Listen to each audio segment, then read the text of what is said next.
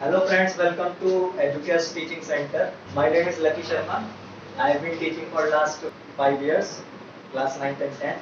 आज का टॉपिक जो है वो सिंपल टॉपिक है, लॉ ऑफ कांस्टेंट प्रोपोर्शन, जिसको हम लॉ ऑफ डेफिनेट प्रोपोर्शन भी बोलते हैं। बहुत सारे स्टूडेंट्स को कंफ्यूजन रहती है इस टॉपिक में, तो इसमें हम दो चीजें क्लियर करने वाले हैं। पहला है मॉलिक्यूलर मास, जिसको मॉलिक्यूलर वेट भी बोलते हैं, और दूसरा है मास रेशियो। एग्जांपल से समझाता हूँ, एग्जांपल से बहुत अच्छा समझ में आएगा। अमोनिया का एग्जांपल ले लेते हैं। अमोनिया का फॉर्मूला क्या है? NH3। NH3 मतलब कि एक मॉलिक्यूल अमोनिया के अंदर एक एटम नाइट्रोजन का और 3 एटम हाइड्रोजन के। अब इसका अगर मैं मॉलिक्यूलर मास निकालूं या मॉलिक्यूलर वेट निकालूं, तो मॉलिक्यूलर वेट क्या होता है कि उस मॉलिक्यूल के अंदर कितने एटम्स हैं, उनके एटॉमिक मास को ऐड कर दिया। अब NH3 के अंदर क्या है? नाइट्रोजन है, जिसका एटॉमिक मास क्या है? जिसका एटॉमिक मास है 14 यूनिट, और 3 हाइड्रोजन है। एक हाइड्रोजन का एटॉमिक मास क्या है? 1 यूनिट। 1 plus 1 plus 1। एक हाइड्रोजन का 1 यूनिट मास, और 3 हाइड्रोजन के कितने हो गए? 3 यूनिट। तो इस पूरे मॉलिक्यूल का एटॉमिक मास क्या हुआ? कि 14 को प्लस कर दिया, 14 प्लस 1 प्लस 1 प्लस 1, यानी कि NH3 की अगर मैं बात करूं, इसका मॉलिक्यूलर मास क्या हुआ? इनके एटॉमिक मास के सम के इक्वल। या फिर 1 प्लस 1 प्लस 1 को 1 इंटू 3 भी कर सकते हैं, यानी कि एक मॉलिक्यूलर एक एटम का मास मल्टीप्लाई बाय कितने एटम है? 14 प्लस 1 इंटू 3, 17 यूनिट। 17 यूनिट क्या है? इस पूरे मॉलिक्यूल का मॉलिक्यूलर मास, जो कि कैसे आया? एटॉमिक मास इसको ऐड करके, nitrogen plus hydrogen plus hydrogen plus hydrogen. तो नेक्स्ट टॉपिक मास रेशियो। अभी अभी क्या पढ़ा था? मॉलिक्यूल का मास, के पूरे मॉलिक्यूल के अंदर एक मॉलिक्यूल का कितना मास हुआ?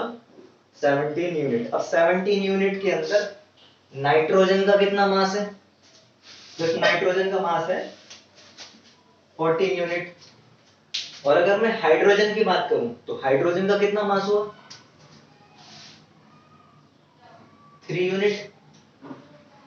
3 हाइड्रोजन है, 1 प्लस 1 प्लस 1 3 यूनिट, यानी कि 17 यूनिट में से जो 14 यूनिट है वो किसका मास है? नाइट्रोजन का। और 17 में से जो 3 यूनिट है वो किसका मास है? हाइड्रोजन का। तो इन दोनों के अगर मैं मास का रेशियो लूं, तो आया 14:3। एमोनिया के अंदर नाइट्रोजन टू हाइड्रोजन का अगर रेशियो लूं, तो कितना आया? 14:3। यानी कि इसका मतलब क्या है? तो एमोनिया के अंदर मास रेशियो क्या था? 14:3। अमोनिया बनता कैसे? नाइट्रोजन और हाइड्रोजन को अगर हम कंबाइन कर दें, सिंथेसिस कर दें, तो अमोनिया बनेगा। तो अगर हाइड्रोजन गैस, सिंपल सी इक्वेशन है, हाइड्रोजन गैस अगर कंबाइन कर दी जाए नाइट्रोजन गैस के साथ, तो बनता है NH3। ये इक्वेशन। अब ये अनबैलेंस्ड इक्वेशन है, मास रेशियो को कंसीडर करने के लिए बैलेंस करने की वैसे जरूरत है नहीं, करना चाहो तो कर सकते हो। अब मास रेशियो 14:3 था, इसका मतलब क्या है? कि हर 14 gram of nitrogen gas react करेगी 3 ग्राम ऑफ हाइड्रोजन गैस के साथ। नाइट्रोजन गैस 14 ग्राम और हाइड्रोजन 3 ग्राम, ये ही एक साथ रिएक्ट करेंगे कांस्टेंट प्रोपोर्शन में। ये प्रोपोर्शनल डिसबैलेंस नहीं होगा। और अगर 14 ग्राम नाइट्रोजन लेके 14 किलोग्राम अगर मैं नाइट्रोजन लेता हूं, तो हाइड्रोजन भी उसको रिएक्ट करने के लिए कितनी चाहिए होगी? 3 किलोग्राम। बट ग्राम्स में लेते हैं, हम ग्राम्स में कंसीडर करते हैं, रेशियो वही होगा। तो अगर हाइड्रोजन में 3 ग्राम ना लेके अगर 6 ग्राम ले लेता हूं, डबल कर दी, तो उसको कितना नाइट्रोजन चाहिए होगा रिएक्ट करने के लिए? तो 14 का भी डबल हो जाएगा। तो 14 ग्राम की जगह क्या हो जाएगा, 28 ग्राम नाइट्रोजन उसको चाहिए होगी रिएक्ट करने के लिए। यानी कि 6 ग्राम में अगर 28 ग्राम नाइट्रोजन लूंगा तो ही वो कंप्लीटली क्या हो पाएगी, रिएक्ट कर पाएगी, और इसी रेशियो में कर पाएगी। ये रेशियो मेंटेन रहेगा, इन शॉर्ट 3:14 का ये रेशियो मेंटेन है। अब अगर मैं 3 ग्राम ऑफ हाइड्रोजन लेता हूं और उसके साथ रिएक्ट कराता हूं, 14 की जगह 15 ग्राम नाइट्रोजन मैंने ले लिया, तो क्या वो रिएक्ट करेगी? सबसे पहला क्वेश्चन है, हाँ बिल्कुल करेगी। बट 3 ग्राम हाइड्रोजन को कितने ग्राम नाइट्रोजन चाहिए रिएक्ट करने के लिए? रेशियो के अकॉर्डिंग 14 ग्राम।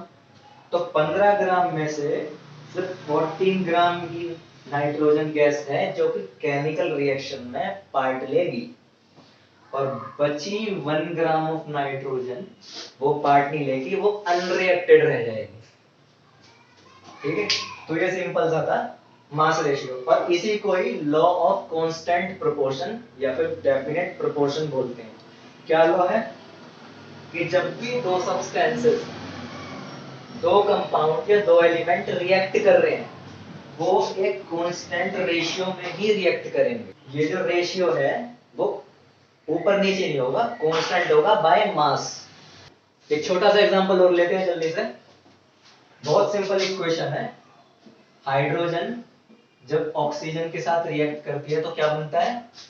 वाटर बनता है, सबको पता है। अब अगर वाटर की मैं बात करूं तो वाटर में जो हाइड्रोजन और ऑक्सीजन का मास रेशियो है, सबसे पहले वो निकालूंगा। वाटर के अंदर हाइड्रोजन का एटॉमिक मास कितना है? 2, क्योंकि 2 हाइड्रोजन है, तो 1 + 1 = 2 यूनिट क्या हो गया? हाइड्रोजन का मास। और ऑक्सीजन का एटॉमिक मास कितना है? 16 यूनिट। 16 यूनिट हो गया ऑक्सीजन का एटॉमिक मास। तो वाटर के अंदर अगर मैं मास रेशियो की बात करूं तो वो कितना है? 2:16, जो कट गया है 1:8। इसका मतलब क्या है कि अगर हाइड्रोजन मैंने 1 ग्राम लिया तो ऑक्सीजन मेरे को 8 ग्राम लेना पड़ेगा रिएक्ट कराने के लिए। अगर मैंने हाइड्रोजन को 1 ग्राम लिया और ऑक्सीजन को 8 ग्राम लिया तो वाटर कितना बनेगा? वाटर बनेगा 9 ग्राम, एडअप हो जाएगा। बट ये इसी रेशियो में हमेशा रिएक्ट करेगा। यही है law of constant proportion. Constant रहता है बाय मास। तो अगर मैं हाइड्रोजन को 1 ग्राम लेके वाटर को 10 ग्राम ले लेता हूं, अब क्या होगा? अब वो तो कांस्टेंट प्रोपोर्शन में रिएक्ट करेगा, तो 1 ग्राम हाइड्रोजन कितने ग्राम ऑफ ऑक्सीजन से रिएक्ट करेगा? 8 ग्राम। बट हमारे पास कितना है? 10 ग्राम।